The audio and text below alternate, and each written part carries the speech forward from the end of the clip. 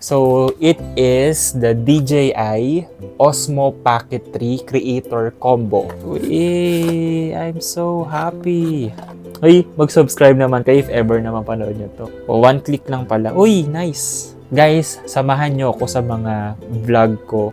Natutuwa ako, promise. Ang ganda. Hello guys! So, for today's video, mag-unboxing tayo. Yung i-unbox natin is yung DJI Osmo Pocket. So, binili ko siya sa Lazada. So, quick story lang muna. Ayan. So, hindi talaga ako, I mean, this is actually my first time na bumili ng ganito kamahal na gadget through online store. Kasi medyo doubtful ako kapag online store. Specifically kapag medyo may kamahalan talaga yung item. Pero maganda naman yung review niya. Tsaka talagang sa mismong store talaga. Pero syempre, yung logistics and then yung courier, parang iniisip ko, baka kasi masyadong mabugbog yung item. Although may bubble wrap naman siya. Pero wala lang. Nag-overthink lang din talaga ako madalas. Pero anyway, at least, ayun nga, parang ilang araw ko rin siyang inantay. Kasi originally sa Shopee talaga ako nag-order. Pero mas malaki kasi yung discount dito sa Lazada this time. So, kinab ko na, tinake ko na yung opportunity. Kasi imagine,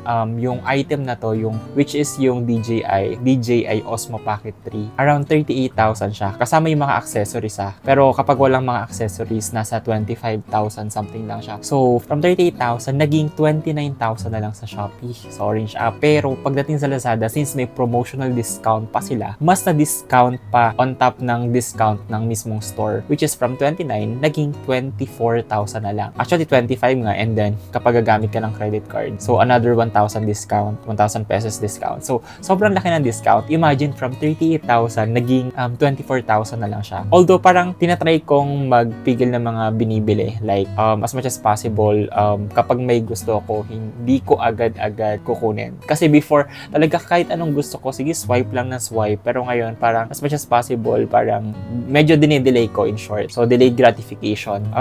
Pero siguro may mga exemption lang din talaga. Although ilang months back ko naman na gustong bumili ng DJI Osmo Pocket 3 for my vlogging. Pero kasi sayang yung opportunity, baka hindi na kasi mag-discount ng ganito kamura as compared kapag non-discounted na item. So, let's do na unboxing. So, ayan. Daming sinabi. Grabe. So, hindi ko kasi alam masyadong mag-vlog. So, ito siya. Ayan. Kinakabahan ako kasi mukhang completely sealed naman siya. Kinakabahan ako kasi sa pinakaunang pinakaunang attempt ng delivery, tinagba naman ng rider, ng courier na recipient unreachable. So, I have no idea. Kung in short, hindi naman ako ni-reach out. Pero, ayan, after 2 days, na-deliver din naman na rin sa akin. So, kinakabahan ako kasi based dun sa may app, may 3 attempts lang talaga para ma-deliver yung mga item. And then, kapag pangatlo, back to seller na. So, iniisip ko, sayang yung discount kapag na back to seller lang to, di ba? So, ayan, for the proof, kasi kailangan din ng video. So, ito na rin yung video na gagamitin ko if ever na merong damage tong item na to. Ayan. So, ayan, nakita nyo yung tape. So, feeling ko naman hindi naman siya nabuksan. Pero, syempre, sisilipin natin. So, kailangan natin ng scissors. Ayan. May prepared na scissors tayo dito. Ayan So, completely sealed po siya. All sides completely sealed. Hindi ko alam kung paano yung process nila, pero may mga tape din si Lazada dito. So, I hope na okay tong item na to. Kasi ayoko na mag-return. So, DJI Osmo Pocket 3 itong ina-unbox ko. So, I'm so excited kasi syempre ang tagal, parang ilang months ko na rin na gustong bumili nito pero pinipigilan ko lang yung sarili. So, bakit gusto kong bumili? Kasi gusto kong mag-vlog. Ayan, namamotivate kasi ako sa mga vloggers. Specifically, travel vlog Ayan, namotivate ako sa mga travel vloggers na nagbablog sila. So, syempre, mag-subscribe naman kayo sa channel ko kasi nasa 50 plus pa lang yung subscribers ko, diba? So, baka naman. So, ayan walang cut-cut yan. Tapos, syempre, iti-testing natin after. Parang hindi ako hirap naman. Ayan. Tinanggal ko na muna tong black na plastic. And then, lagay muna natin dyan. So, completely sealed pa rin naman yung pinaka-box niya. Ayan, DJI. So, may tape pa rin na wala naman parang tamper na parang any sign na nabuksan yung box na to. Uy! Kinakabahan ako. Tadan! So, actually, ito na yung parang pinaka protection niya rin dito. Ayan. Meron siyang kasamang 64 gigabytes na memory card. Ayan. So, not bad. Additional memory card lang din naman yan. Ayan. So, tadan! Sana hindi ka masyadong nabugbog during the transit, di ba? So, it is the DJI Osmo Pocket 3 Creator Combo. So, ayun nga, 38,000 siya, original price niya. Nag-discount sa store, nasa around 29,000 plus na lang siya, or 30 something.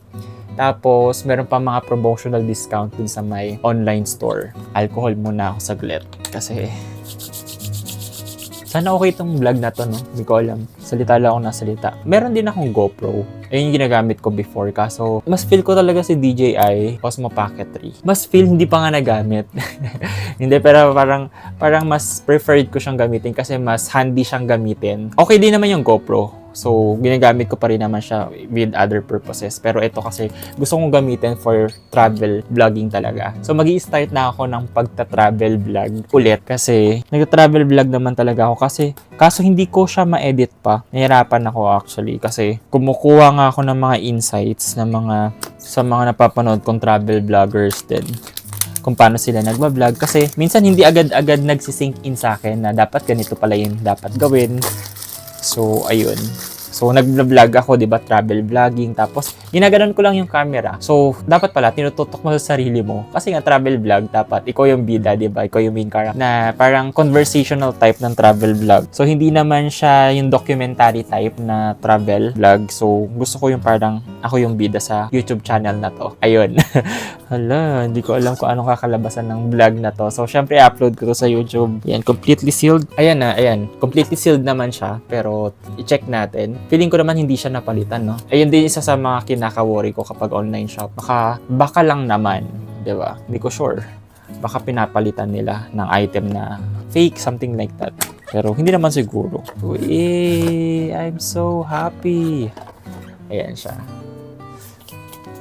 So, naka plastic bag pa siya dito. So, pwede na natin siyang tanggalin. Ayan, meron siyang bag na kasama. Ay, tagal ko na pangarap talaga to.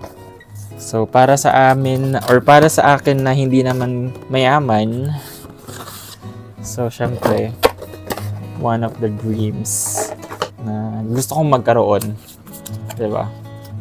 Ito, check natin kung ano yung nasa box na to.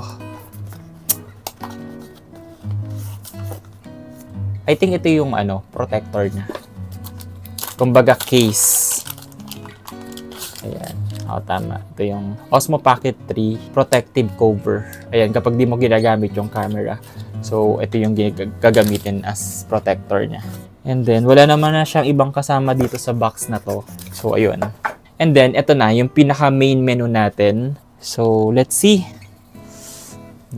Sana gumana ka. Ayan. Ilalapit ako kasi para mas makita nyo rin. Ayan. Hello, ang saya. Thank you, Lord, for this blessing. To God be the glory. Ayan. Thank you, Lord. So, i-on ko na siya. One click lang pala. Uy, nice. English. Tapos, Osmo Pocket 3. Scan the QR code to download DJI Mimo and connect to camera unit to activate. Swipe to skip 5 times remaining. Paano to? Okay. Kasi meron siyang QR code dito. So, kailangan kong ma-download yung app. Pero later na lang siguro. Skip muna natin. And then, swipe from left. Ang ganda niya. Ayun. Maganda siya. Paano ba ito hawakan? Ganito lang ba? Ay, talaga nag-move siya, no? Galing, no? Talagang nagpa-follow siya kasi nga gimbal. Hindi ko alam. Hindi naman ako ganun ka-techy rin. Ayan, tignan natin to. Marami siyang sinasabi ng mga parang steps. Hindi naman steps, pero kumbaga parang instructions. I'm so satisfied. Kasi malinaw siya. So, pwede siyang pang portrait, pwede rin siyang pang landscape. So, pwede mo siyang i-move. Hindi ko alam kung anong tawag dito. Again, hindi nga ako ganun ka-techy. Tapos, meron din siya ditong, napindot ko. Ito ay extra battery, if hindi ako nagkakamali. Tama ba? Hindi ko talaga sure. Pero minamount daw siya dito. And then, ano nangyari? Remaining battery level. Okay. Sabi rito, when mounting, insert the battery handle into Osmo Pocket 3 without holding the release button. When detaching, press and hold the release button to indicate the battery level. Natutuwa ako. Ang ganda niya. So, pwede kang mag-vlog talaga ng... Tapos, meron pa siya ditong, meron siyang stand. Ayan o. So, pwede mo siyang ikabit dito para if ever na ipapatong mo siya sa somewhere flat surface, pwede ka pa rin makapag-vlog. Diba? Try natin ipatong dito sa table. Nakakakilig, grabe. Ang linaw niya. Kino-compare ko sa iPhone ko. Tapos yung video dito, mas malinaw, malinaw talaga niya. Grabe. Nakakatawa. Natutuwa ako, promise. Ang ganda. Tapos, ayun, kasama pa sa mga accessories. Ito ba yun? Oo, obviously, ito yung mic. Pero, hindi ko alam siya kung paano. Kailangan kasi natin masubukan. Siyempre, dapat lahat ng accessories natin is gumagana. So, meron din siyang parang pang-filter ng noise. Ayan. Hindi ko lang din sure kung saan siya or paano siya nilalagay. Pero let's see. I think ganyan siya. Ayan. Ang movable naman niya. Ayan. Let's see. Ayan. So, yung pagka-open ko, yung pagka-turn on ko netong microphone, parang may nag-pop up na agad dito sa may DJI na parang connected na siya, something ganun. So, parang na-detect niya na yung may transmitter. Hello. Ayun. Tapos meron siyang USB Type-C. And meron siyang tawag dito? Hindi ko alam. Basta alam niyo na yun parang sa para hindi siya malaglag. Hindi ko alam kung anong tawag specifically. Teka nga, hanapin natin tingnan natin tong niya. So dito, meron siyang kasamang Osmo Pocket 3, which is ito. Meron siyang protective cover. Meron siyang DJI Mic 2 transmitter. Meron siyang handle with thread. So, meron din siyang battery handle, mini tripod. Meron siyang Type-C na USB. Meron siyang carrying bag. DJI Mic 2 clip magnet. Dapat meron siyang clip magnet. Ito ata yun, part na yun nasa likod. Pero kailangan kong matest kung magnetic ba to. Ito, merong magnet dito. Hindi siya dinidikit. So, hanapin natin. Ito. Nakasingit pala siya dito sa Ayan, namamagnet siya. Ayan. Namamagnet siya. Tigas. Hello. Ayan, testing ko kasi yung microphone niya, which is effective naman. Kala mo talaga, vlogger na yung datingan. 50 plus pa lang yung subscribers mo. Mag-subscribe naman kayo if ever na mapanood nyo to. Kasi syempre, promise sisipagan ko mag-edit. Actually, marami akong mga videos na nasa drive ko. Nasa memory card pa nga yung karamihan na iba. Tapos, hindi ko pa na-edit. Kasi naman yung mga video ko doon, parang ginaganon ko lang yung camera. Tapos, hindi ako nagsasalita. Sabi ko, i-voice over ko na lang.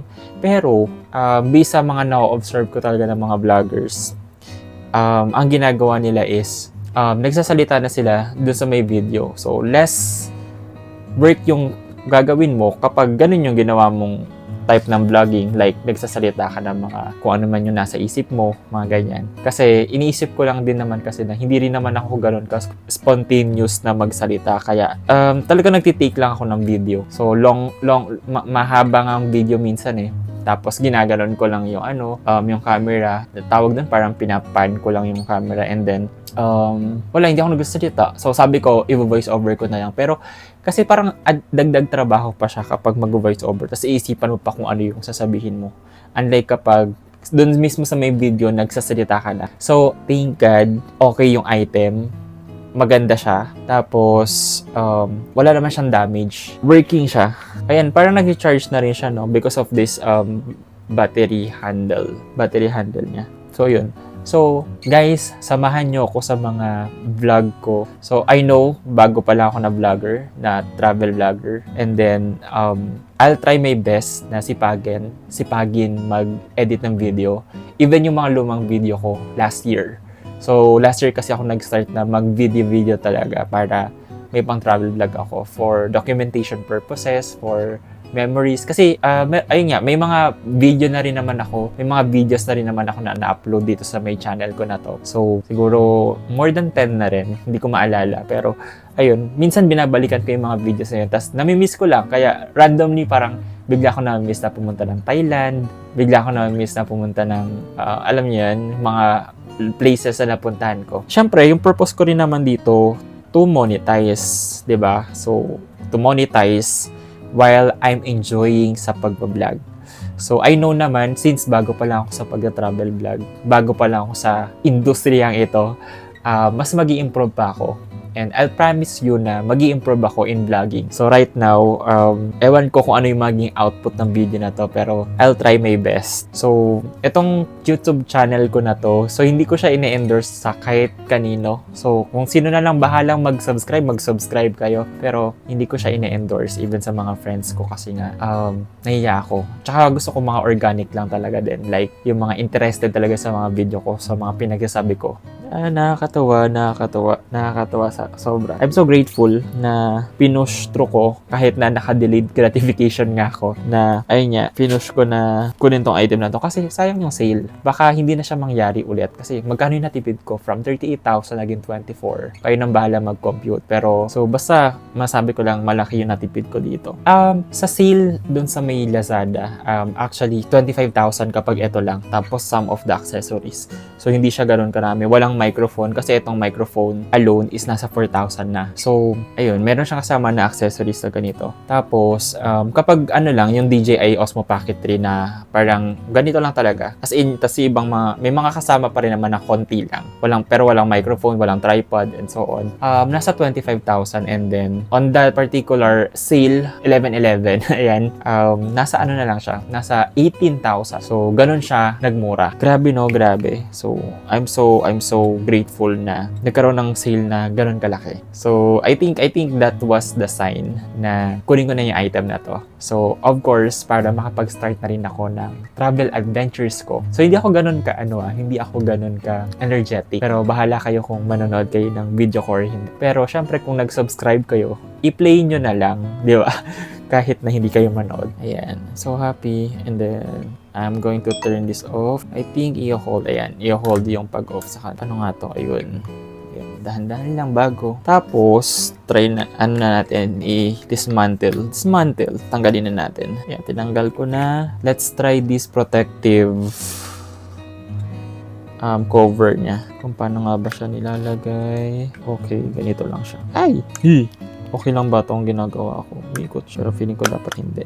Sorry po. Ayan, at least safe siya. Safe siya dito. Wala, sobrang thankful ako. Na-turn off ko na rin yung microphone. And then, balik na natin sa sa kanyang bag. So, I'm just so happy that everything's working fine. Hindi ko nga lang alam kung saan na itong mga nakalagay. So, one of the best decision I've ever made. Diba? Kaya maganda talaga kapag nagde-delay gratification kayo. Kasi actually, kailan ko ba ito naisipan? Or parang na-feel na gusto kong bumili ng DJI. So, way back, couple of months ago. Pero this 2025 lang din yun. Pero I think mga bandang March, ganyan. So, buti na lang nasa basket lang siya. Kasi nag-add to cart lang din naman ako. Tapos, hindi ko na-expect na ganito siya magmumura. Kaya I'm so satisfied. Yan, hindi ko na siya mabalik pero hindi ko na siya ma-close. Pero ayun lang. Thank you guys sa panonood ng aking YouTube video. So again, I will try my best na makapag-upload routinely. I'll try my best na mag-enjoy kayo sa vlog ko. Halo, nakakaya. Parang biglang nag-sink in sa akin. Nakakayang i-upload. Pero bahala kayo sa buhay nyo. Ayun. For monetization purposes, for future goals, and so on. Bahala na kayo.